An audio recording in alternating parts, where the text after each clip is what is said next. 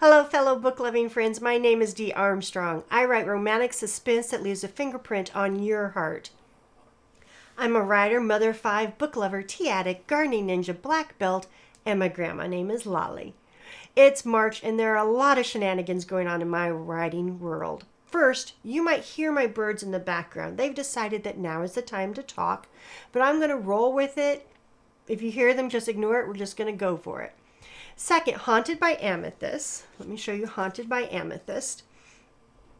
Was supposed to be released in audiobook March 16th, but Audible decided that they were going to release it early. So if you have Audible, you can get it now. Everywhere else, March 16th. Third, my employee of the month is Teddy, my editor-in-chief and my eclectus parrot. Any and all spelling mistakes you might find in my novels, please write him a letter and he will take care of them properly. Let's talk Spill the Tea with Dee, where we chat about books. Join me live with my Facebook group, Book Loving Friends, on March 20th at 2 p.m. We are spilling about Bridgerton. I know you have seen this everywhere. I have too. I've watched the Netflix. I've read the book. Awesome story. We're going to spill about everything. The difference between the book and Netflix, the characters we like, the characters we didn't like so much. And I'm giving away a signed copy. I don't want to break the spine of the book. I want it to get to you. To one lucky participant, I'm giving away a signed copy. And then also, our next Spill the Tea after that is April 21st at 1 p.m. And we are doing Faithless in Death.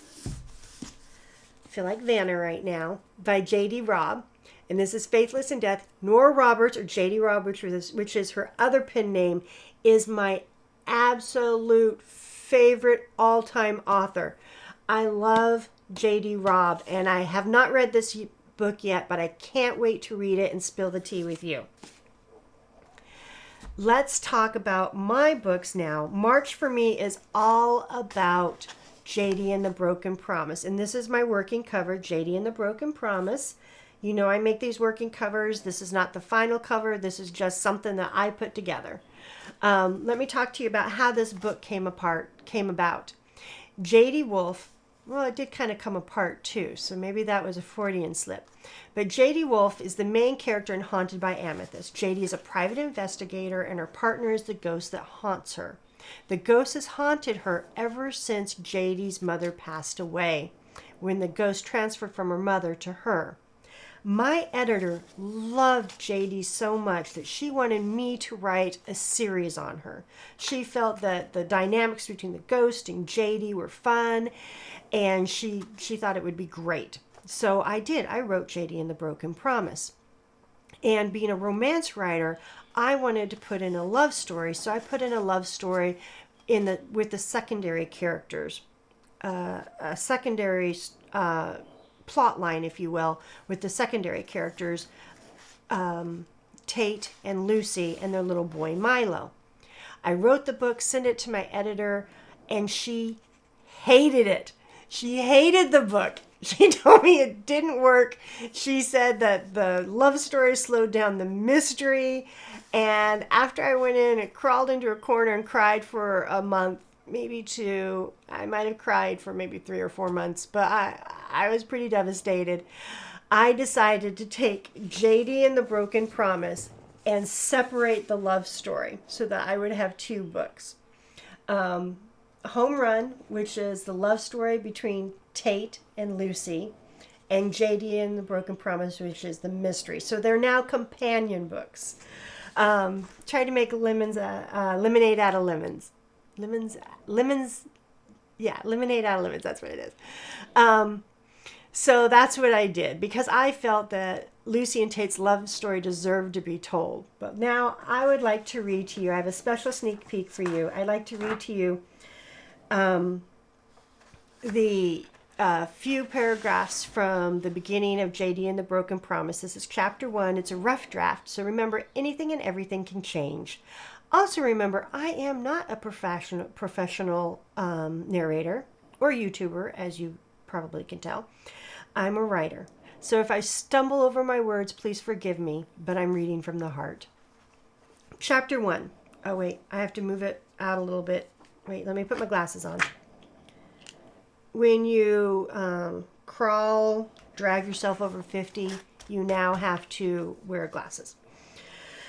The first rule on Justine Wolfe's Survivalist. Let me start again. The first rule on Justine Wolfe's Survivalist: the ghost is always there. You're never alone. Not when you're awake, not when you're asleep, not when you're haunted. Not when the only surprise you received for your 8th birthday, other than the death of your mom, was for the ghost that tormented her to torment you. Torment you forever.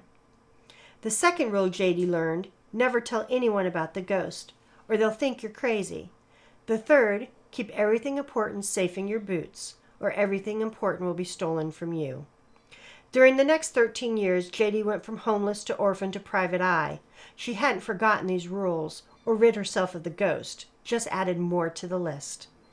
Phone in hand, JD hunkered down at the counter in one of those diners you only see in the movies. Big windows, circular vinyl stools, long bar. She expected to see couples snuggled up in the booths and a clean-cut milkshake melting your mouth kind of guy in a starched button-up shirt. Instead, she was alone with creepy diner guy, his hair slicked back, his shirt a stained splattered rendering of a Jackson Pollock painting, his buttons playing hopscotch, missing every other hole. I just wanted to share that with you. It's only like the first 4 paragraphs, but I think it's fun to share with you guys how things are going.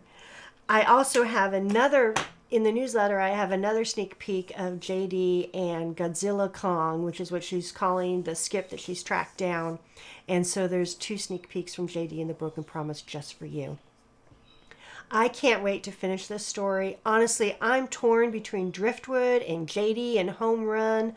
I want them all finished and out in your hands. I want you to be able to read and enjoy them and fall in love with the characters.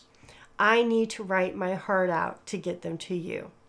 But that's my March author news. That's it for me, Dee. Thank you for listening. Thank you for being a book-loving friend.